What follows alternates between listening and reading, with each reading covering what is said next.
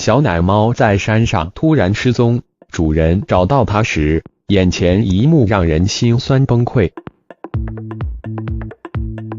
人类和宠物之间长期在一起生活，彼此之间有着很深的羁绊与感情。既然决定饲养宠物，便是一定要对它负责的，不仅仅是平时对它的照顾上与它的安全上。这位主人家里住在山区的附近，整个环境还是比较大的，平时猫咪也会自己去山上玩，不过也不会走很远。一般的小动物出去玩之后，通常大部分也会自己回家来。然而这次主人却发现猫咪出门之后很久都没有回来，事情有些意外。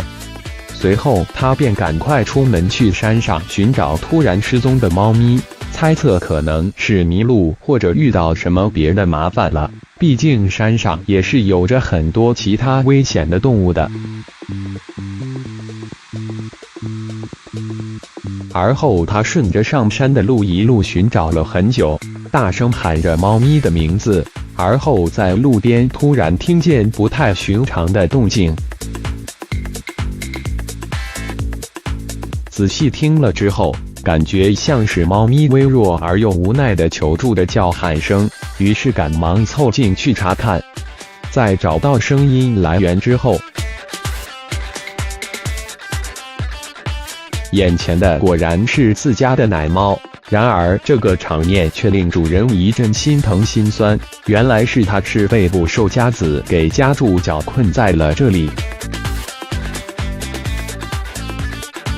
山上由于有着野兽，一些猎人也会放置一些捕兽夹做陷阱来保障安全，没想到却夹住了小猫。